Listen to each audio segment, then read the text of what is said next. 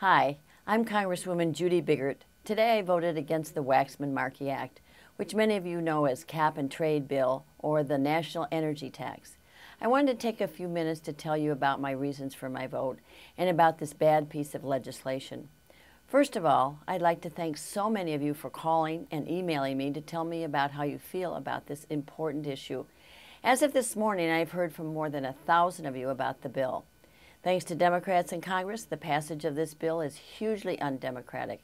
Many of my colleagues offered thoughtful amendments to try to improve this bill, both as it was marked up in the Energy and Commerce Committee and as it came to the floor today. But Nancy Pelosi would have none of it. Instead, House Democrats crafted one massive amendment over 300 pages long, which contained some of what had been offered, as well as some concessions in an effort to buy votes. This amendment, 300 pages of it, was distributed to our office at 3 a.m. today. Once again, congressional Democrats are legislating in the dead of night. This has had some unfortunate consequences in the past, and we don't know what else was in this bill that Nancy Pelosi railroaded through today. With regard to the policies this bill puts forward, I'd like to say that I've always believed in the science behind climate change, and I support efforts to mitigate its effects. But this bill seems to be more about government mandates and growing the government bureaucracy than it is about helping the environment. In reality, it will reduce global temperatures by only 0.2 of 1 degree. As a senior member of the House Science and Technology Committee, I've worked for years to advance research and development on alternative energy technologies that support conservation and efficiency.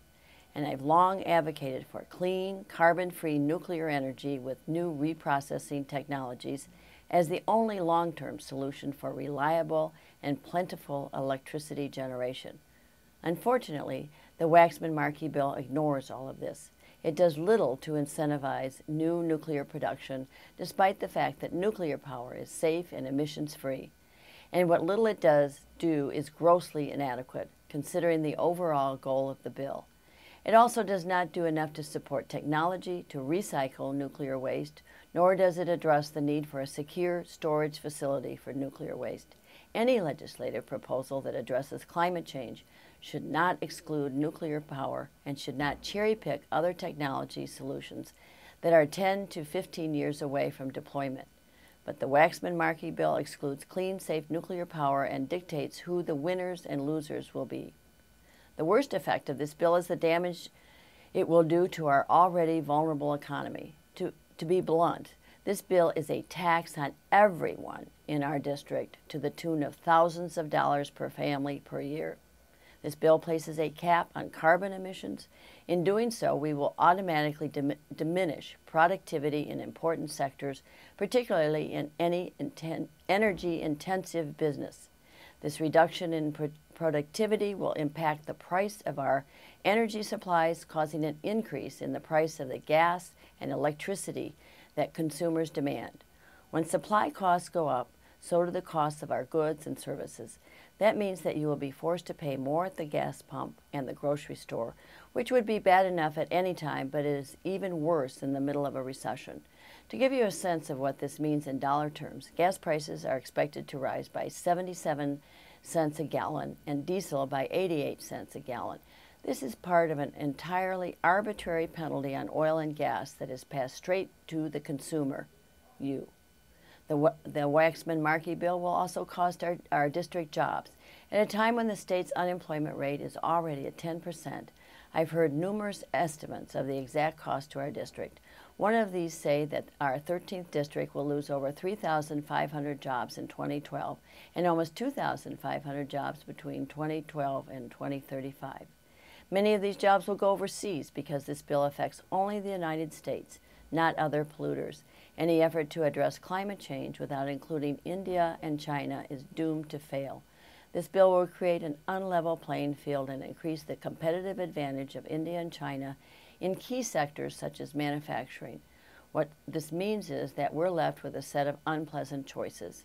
Either cross our fingers and hope China and India will choose to reduce their emissions, or threaten sanctions and risk a global trade war. It won't be just our district that will be hurt. it will be our whole state. Illinois derives 40% of its electricity from coal and 50% from nuclear power plants. Because this bill discriminates against both of these energy sources, Illinois will be hit especially hard. Governor Mitch Daniels of Indiana got it right when he said that this bill was imperialism and will take money from America's heartland to the benefit of the coastal states, including debt-ridden California.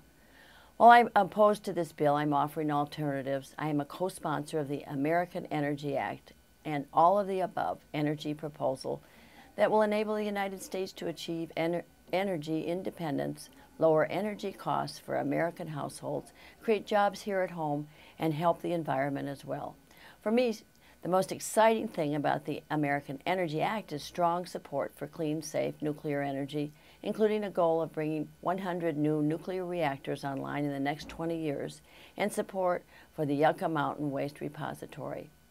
All of this stands in stark contrast to the Waxman-Markey cap-and-trade bill, which is a tax on everyone, will force jobs overseas, and will do little to help our environment. Thanks for watching. I hope you understand why I oppose this legislation. Please don't hesitate to contact me to share your thoughts on this bill or any other bill.